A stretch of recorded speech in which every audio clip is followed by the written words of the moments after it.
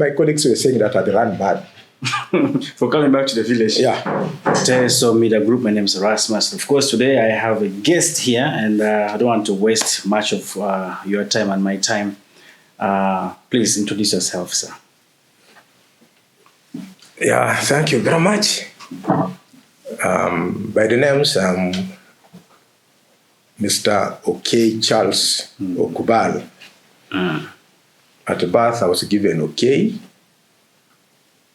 the father of my father. In church, I was given Charles. And then at school, I added my father's name, Okubal. That's why I'm called Okei Charles Okubal. I'm born of Mr. Jethro Okubal. In the community here, they knew him as Esero.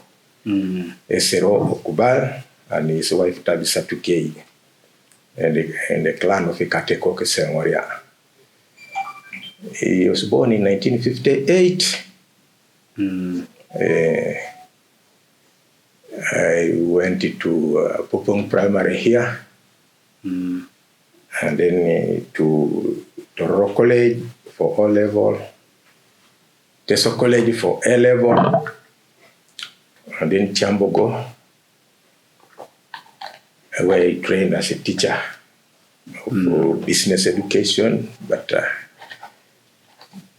I was mainly teaching mathematics. Wow, that's impressive. I was mainly teaching mathematics. Yeah, work.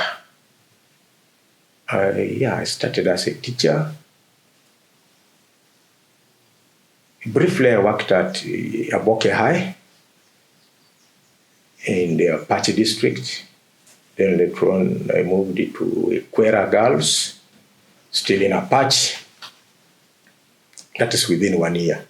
And then I joined the Uganda Colleges of Commerce at Duku. That's where I was now practicing. In the northern part? In northern part. That's where I was now practicing my business education. I taught it up to from 84 up to 87. And because of insurgency, I left the north. I came and I was now teaching in Mbale SS. Briefly. In 1988, I went to Kampala and then I joined the Cardinal in Subuga, where he made me the head of Paul VI Polytechnic. I was the head of that institution before I joined the Action for Development, where I was a job center administrator. When I was at the Action for Development, I got a chance to go and do computer studies in Mauritius in 1991. When I came back from Mauritius, 1992, I got a chance to go and do project planning and management in Germany. When I came back from Germany, that was 1992, I worked briefly with by then it was called the National College of Business Studies in Akawa. I taught there briefly, and in 1994, I joined the office of the Prime Minister. So by then, when you came from Germany, how old were you by that time? I was about 34. 34 years. Yes, because for you to qualify for that sponsor should not be more than 35 years. Because in Mauritius, I was sponsored by Commonwealth Foundation. And then in Germany, I was sponsored by the Konrad Adenauer Foundation.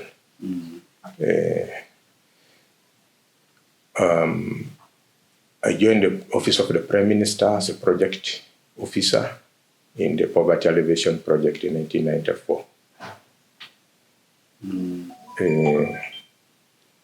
I worked there for 4 years. In Uganda now. In Uganda. So by that time you had your family with you. All those trips you were making with your family. Oh yeah, I got married to my only beautiful wife in 1984. In 84. And we also had our first child in 1984.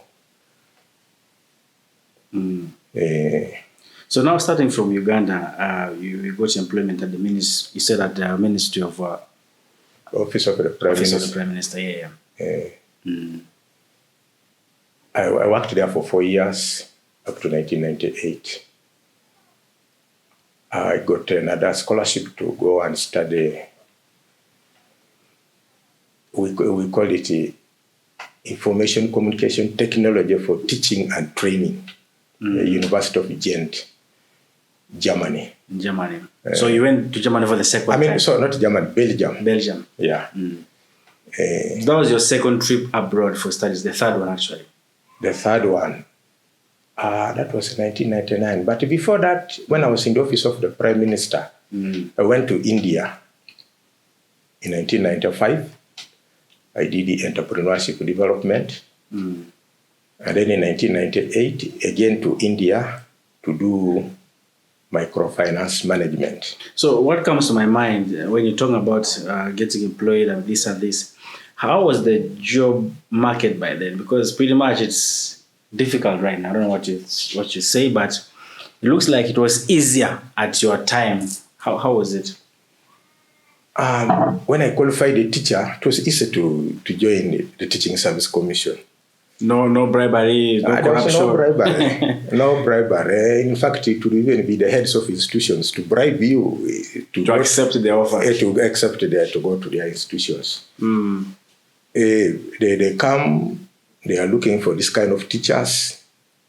They visit the college and you negotiate. They say, we are giving you accommodation, we are giving you these amenities. So that means what changed? Before we go back to continue your experience and work, what has changed a lot? Is it the population has grown much? Or because now for us to get jobs now, you have to bribe or you have to know somebody. What has changed?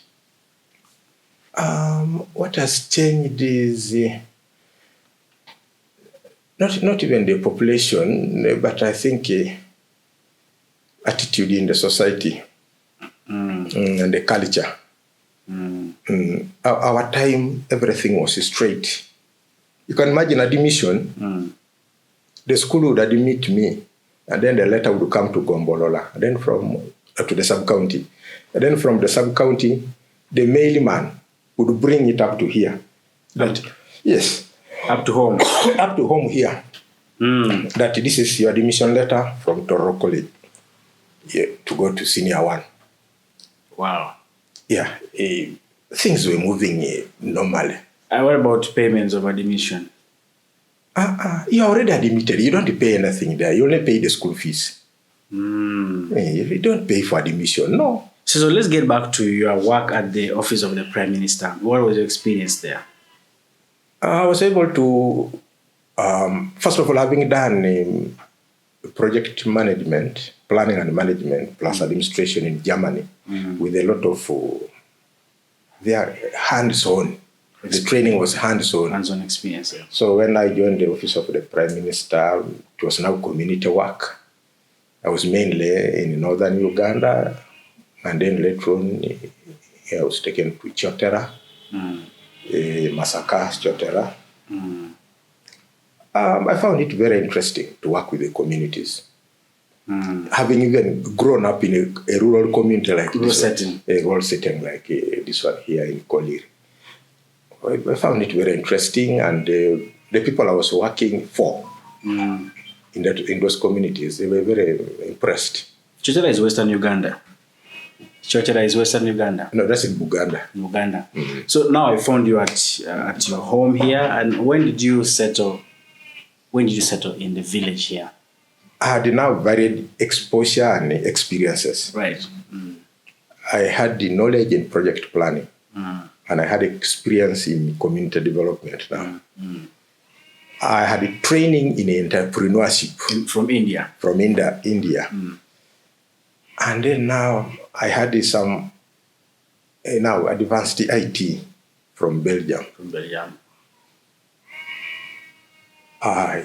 And my wife had also had training in entrepreneurship in India. So those trips you're making abroad, your wife was in Uganda. I mean, my wife was With in the first child.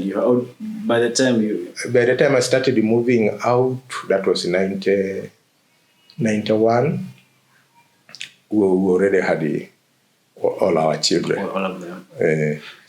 So let's come now to how do you reset your life back to the village where I found you today? Yeah. When I came back from Belgium at the end of 99, I was no longer interested in staying in Kampala. Urban settings. Urban settings. I needed to do something on my own. I wanted to start some income generating activity. And the demand from my children was now going to be very high. Right. School fees. School fees and all that. So I looked at salary would not help me to take my children to good schools. Because I'm a fan of quality education. Right. I had the land here, inherited. And then I had land bought. What was I going to do with this land? So I came back and settled here with agriculture, crop husbandry, and also animal husbandry. It was mixed farming.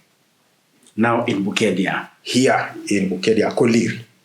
This particular place here called Miroi. I had cattle here, I had crops. By then the soil was still very fertile. Harvests were very good, except that the prices of the crops could sometimes disappoint. That's how I settled down here. But before I came, we had already built our house here, what we call the farmhouse. Farmhouse. Yes. In this very home. In this very home. So apart from your personal projects, what other social projects do you have in your community? In the community here, we had a project on prevention of mother-to-child transmission of HIV. And through that project, the district even gave me a certificate of Hall of Fame. Hall of Fame. Bukedea district. Wow. And I'm very proud about it. That was now, which year did you settle back here? I came back here in 1998, actually. Back to the village. Back to the village. Forgetting now about the life in the city. By then I was exactly 40 years. So what did your friends, your peers think about you by that time? When I just come back from Belgium, and then I came straight, new lifestyle, my colleagues were saying that I'd run bad. For coming back to the village? Yeah. That I should be taken to Butabika for checkup. What was their mindset of thinking about coming to the village? What did you think they thought about you? No, of course, that coming back to the village was the end of life. It was a sign of failure. Failure completely. I don't know. Epiko. That Kampala had failed to stay in Kampala.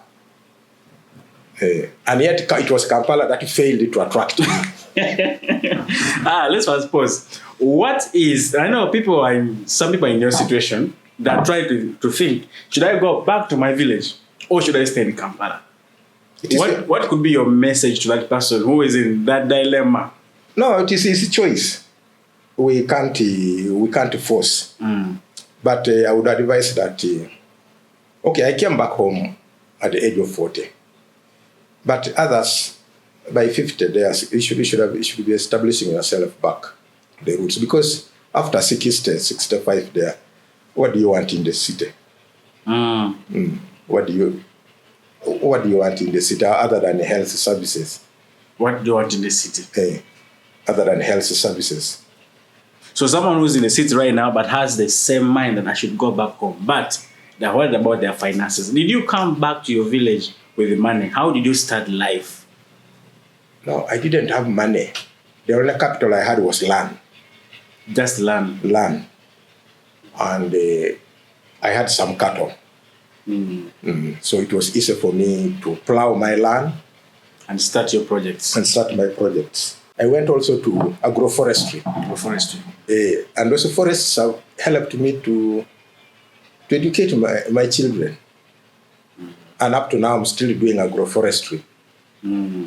Total acreage with the forests is about 50 acres. Of forest trees, basically. Of trees, basically. Wow.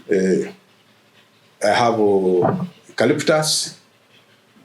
I used to have grevillea. There are now few. I've harvested a lot of it. Then I have, they call it Congo teak. Congo teak. For timber. For timber. I've already started harvesting it. So right now, when you look at, based on how your experience of life and the experience of, let's say, modern life, someone of my age, what would be the best advice you tell yourself in my age? Prepare for old age early enough. Do not wait until retirement time. You know, what do I mean by preparing for old age? You should have a good place of abode for an elderly person when you grow old. Like we were doing it, we didn't know we were preparing for our old age. We have this home.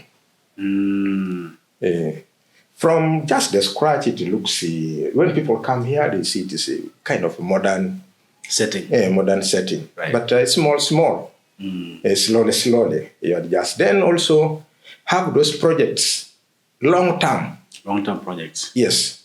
I was a farmer, but when you grow maize, that is only 3, 4, 6 months. That is short term. How about 2 years? How about 5 years' time? Will the maize still be there? No. So that's why we have that agroforestry. We have cattle, and then I also do agro-processing. I mill maize, rice, and then the local atapa, nuts, like that. So now you talked about agroforestry.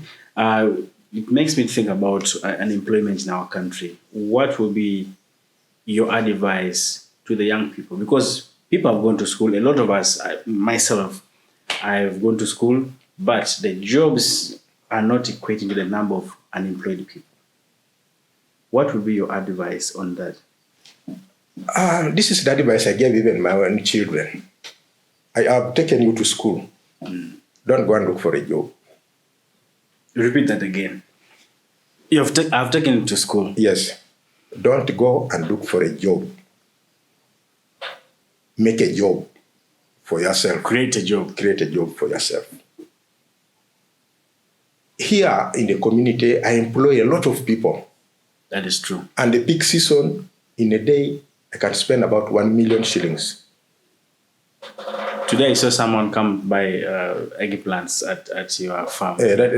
Mommy does horticulture in the compound here. Yeah, she keeps chicken. She grows tomatoes in the greenhouse.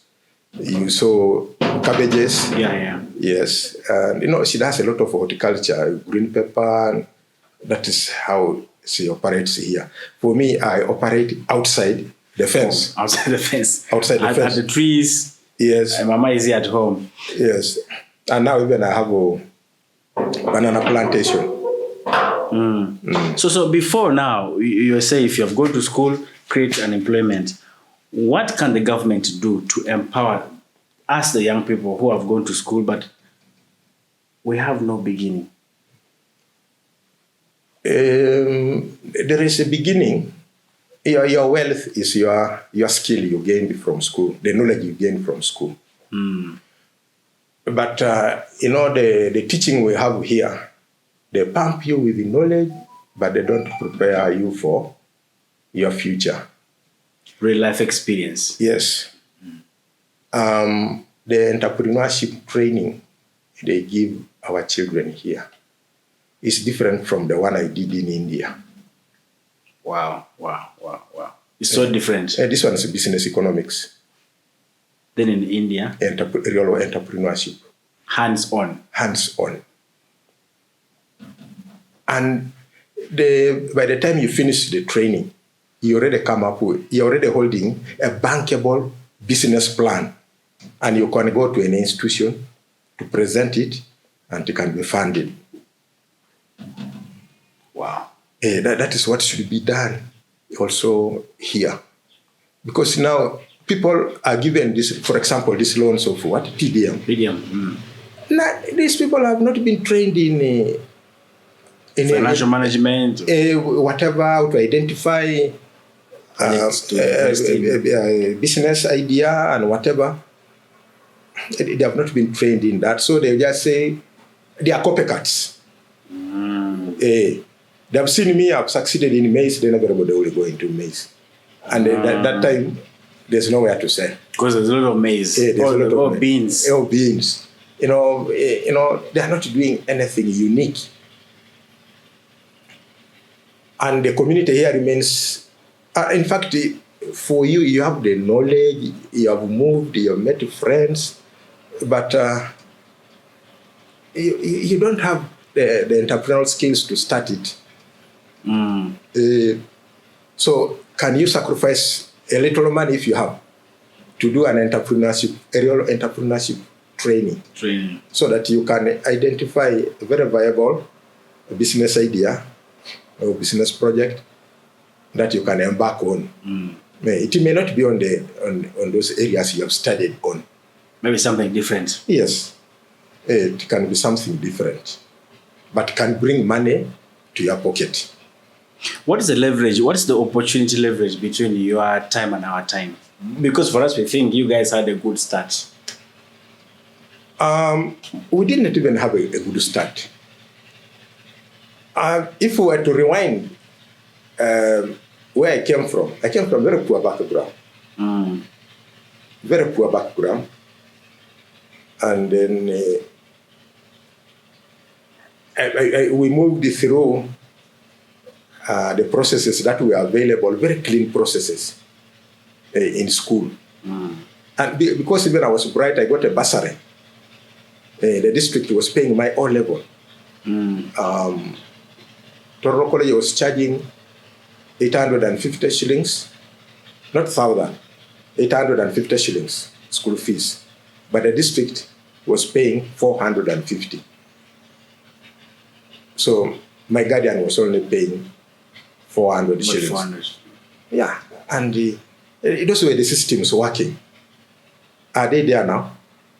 Are there bursaries? Few, I guess. Many of them can be political bursaries. This one, so and so, as a pastor, then you find an MP or a politician is sponsoring. But not the revenues from the district taking children to where? To studies. To studies. Then also, our time, we had a real training with our parents. Real life training. Real life training.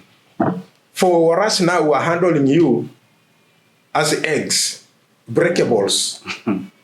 So we don't want you to do this. We don't want you to do this. So parenting has spoiled the children. Modern parenting. Modern parenting has spoiled the children. Many of you even cannot clean this room.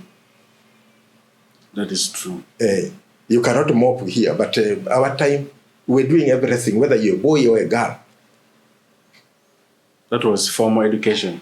At home. At home. Yes, upbringing. And we're community children. So you see right now there's no togetherness, there's no community living. No. People are now individualistic. Everyone for themselves. Everyone for himself. And then according to status. According to status. When we went to Tororo College, we were a mixture there. Children of the rich, children of the middle income, and children of the poor. They were all there mixing, and you're putting in the same uniform. Who will know that you come from a rich home? You can't. But today, you want to take your children in, especially you even hire a car to take your children to school, so that they see that, this boy called Erasmus, he comes from the father has money. Father's money. And yet that one cannot. By the way, such children are going to have very hard times Maneuvering with the after their parents have gone.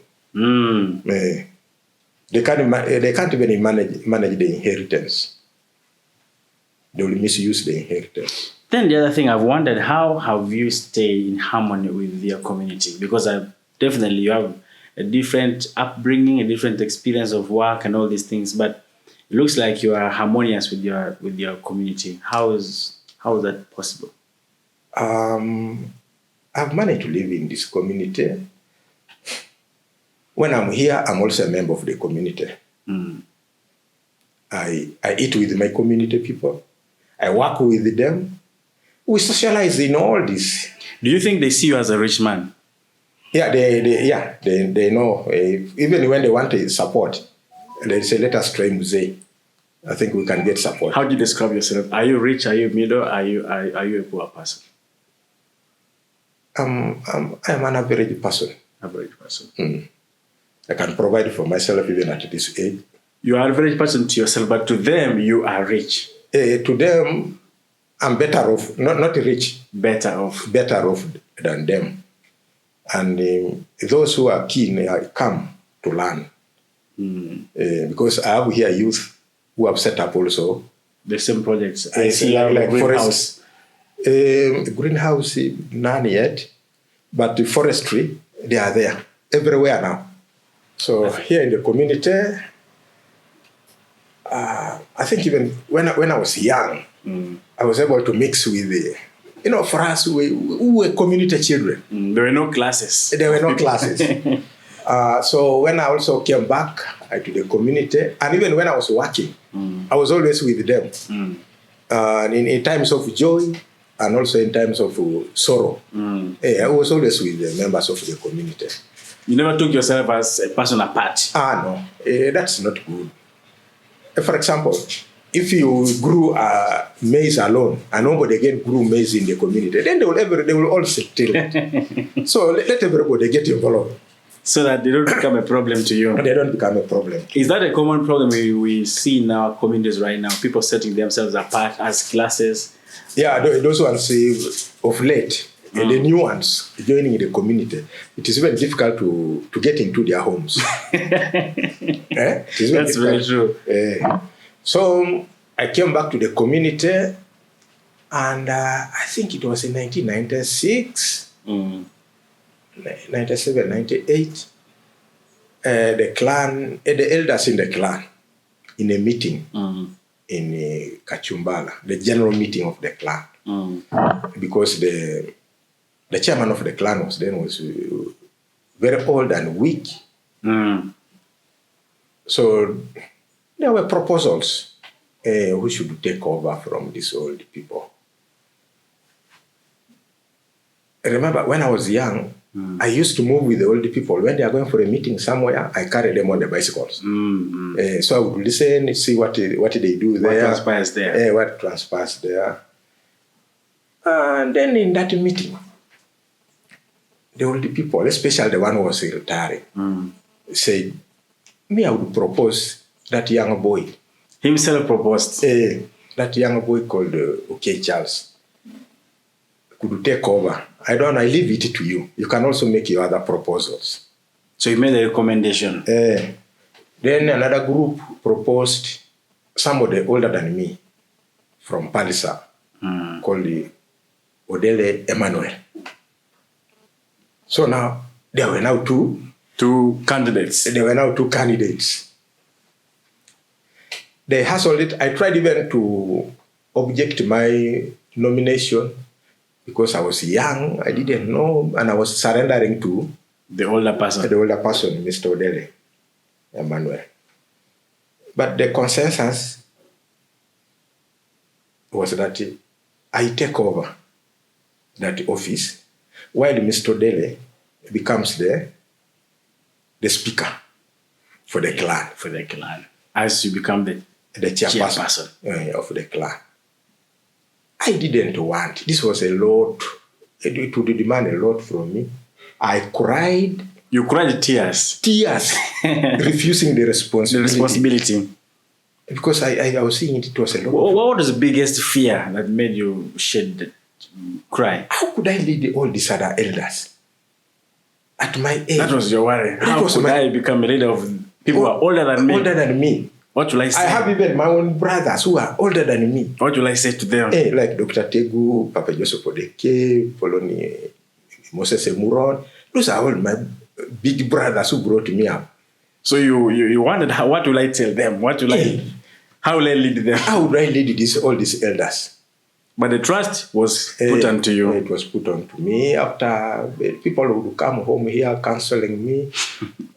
Then in the next meeting, I reluctantly accepted. That is okay. Since you have decided. But I need your guidance. So that old man continued to guide me. The Papa Aisu, he continued to guide me until the time when he died. So I got a lot of guidance from the elders, and there I am. So that is how many years now from the time you took over the office of the clan leadership? It is almost from 98 up to now. That's a very, very long time. That's 20 something.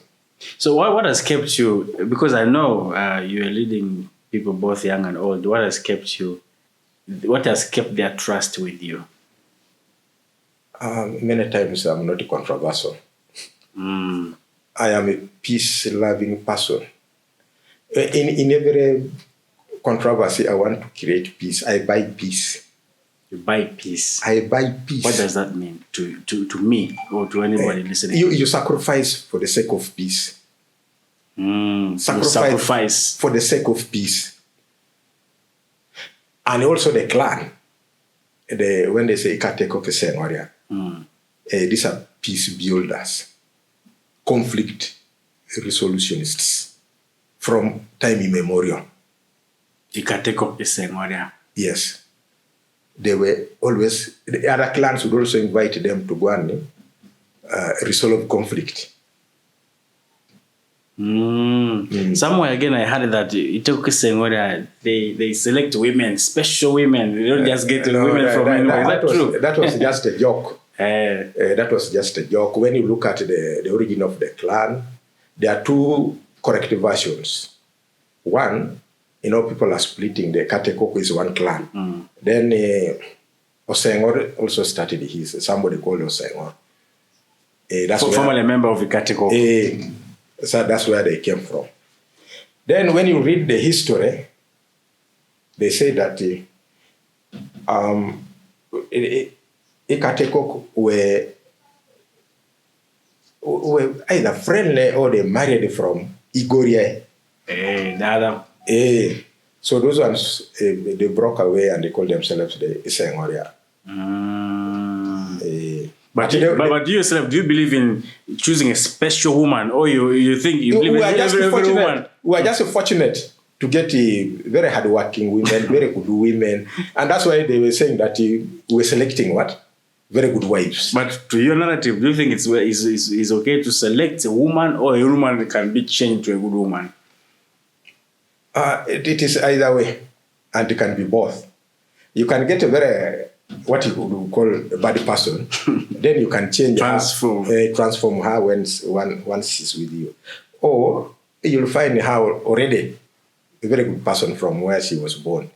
What is the number one principle that a man should always maintain for a woman to stay with him? You must learn one another. By the way, don't marry the beauty. Marry the what? The heart. The heart. She may be having I don't know what kind of face, a deformed face, but so long as the heart is good, that is the wife for Ikateko Kesengoria. They are not looking at the beauty. They marry the what? The heart. The heart. How do you know someone's heart? You study. At the time you are dating, you this and that. And that's why here at home, before they marry for you, your wife, there's a delaying tactic of about 6 months. I'm sorry, maybe you will cut off that one. 6 months for you to be taken as the real wife. That's when they will marry you. That was at our I would time. call it a probation period. Yeah, probation period. So there they will be able to study and say, They will make a recommendation or they will cancel. That's when they say if they are coming from home where there are diseases which they don't want to bring to the clan, like sickle cell and those related diseases. So they take a process to bring somebody to the family as a wife. Unlike you now, today you meet her in your disco there. I'm not even aware. Then I wake up, you're coming out with somebody that is your wife. Nowadays we use technology. It's better, connect us more better. WhatsApp, just send me your picture, I send you mine. We like each other from there. So that's where the problem is. How is the problem? But, in the air there, how will you assess me that I'm a good person? I'm quarrelsome. There's no way. There's no way. For you are marrying what? The face. Not the heart. Not the heart. So most of our problems come from that. Yeah, your problems in marriage come from there. That's you find out. How long did you know your wife before you married her? More than 3 years. More than 3 years. That's why people here in the community, those who know, they can't believe, the boys of today, they can't believe that you can date for 3 years. What were you thinking? They call me when if we rode it together up to Kachumbala, when we reach Kogati, they will say, watch it. in that period, when you dated her, the 3 years. Yes. What were you thinking? What were you thinking? No, that's the process. And even my guardians, they took long to, they had even took trouble to go up to where our ancestors come from. So let me ask you, 3 years before you married her legally or 3 years before you touched her? Before I touched her. For these days, one day. For us, so I'm still wondering, 3 years. Yes, and my guardian, because my father died when I was in senior 3. Sorry. So my guardian, Papa Masit, whenever I would go back to where my place of work in northern Uganda, where I was teaching, he wanted me to marry. He said, you have finished school, you must marry. Must marry. Do you have a girlfriend? Even if you had, will you be brave enough to tell your father that you have? You say, no. Another holiday. You are going alone? He would say, yes, I'm going alone. You don't even have a girlfriend here. You say, no. He came even and asked my mother, no room around about him? They told him no. And the old woman said no. And was saying, he just that he exclaimed loudly to the old woman, maybe our child has a problem. But for you knew you had no problem. I had no problem. So by then, what attracted the woman to a man at your time? Because for us, this is about money. If I show a woman money, she comes. For me, what attracted my wife to me, she was even coming from a better off home than where I belong. Than your side. But according to her, she saw a future in me, maybe according to what I was doing in the community. She saw a future. She tells everybody openly. So she saw a future. Because even her parents were not comfortable with me that I was coming from a very poor home. They were not even agreeing to her choice. This man is not. There's nothing. Our daughter will struggle. She will suffer from that side. You didn't convince her enough by talking, but by action. Yeah, just by actions. The next time I'll bring your wife here, I'll bring Mama here. Yeah, she will to tell prove you what you're saying. Yes, she will tell you she saw a future in me. Maybe I was not the only suitor. So Media Group, my name is Erasmus. And of course, today we talked to one of the legendary elders in Bukedea district, and of course, Papa Mzee Okei Charleston. Of course, the next time we're going to continue with this podcast. Thank you so much.